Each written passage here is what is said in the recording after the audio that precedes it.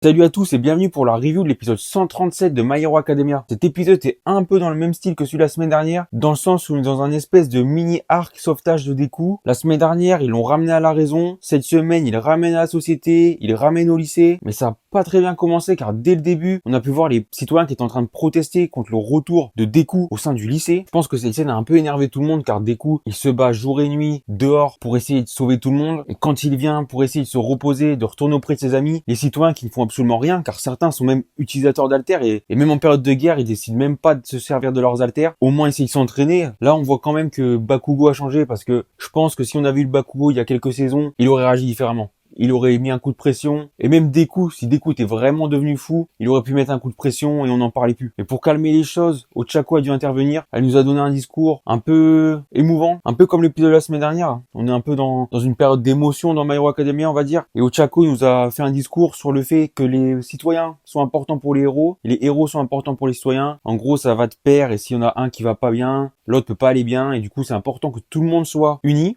pour mettre le plus de chances de leur côté afin de vaincre les vilains, car Deku est la cible des vilains, donc logiquement, si Deku est au lycée, il y a plus de chances que les vilains attaquent le lycée, mais d'un autre côté, quand on voit les défenses du lycée quand même, et en plus récupérer un héros fort comme Deku, voilà, normalement, il devrait pas y avoir trop de problèmes. Voilà, c'est à peu près tout pour ce qui s'est passé au lycée. Comme j'ai dit, le principe de cet épisode, j'ai l'impression que c'était un peu plus centré sur les émotions. Après, ce qui va nous intéresser, c'est ce qui s'est passé en dehors du lycée, avec All Might, parce que rappelez-vous, il y a quelques épisodes, on a pu voir que Stain se cachait derrière All Might, car Stain s'est évadé de prison, après l'attaque des vilains sur la prison, justement. Autant la dernière fois, on pouvait pas forcément savoir ce qu'il allait faire avec All Might, car il n'avait pas forcément l'air menaçant, il était juste en train de l'observer, alors que cette semaine, il semblait vraiment menaçant. Et là, je me demande ce qui va se passer. Car si Stain attaque All Might dans cet état-là, je pense pas qu'All Might pourrait se défendre. Et si quelque chose arrive à All Might, comment Deku va réagir? Est-ce qu'il pourrait devenir fou pour de bon cette fois-ci? On sait pas trop. En tout cas, l'épisode est globalement bon, comme celui de la semaine dernière.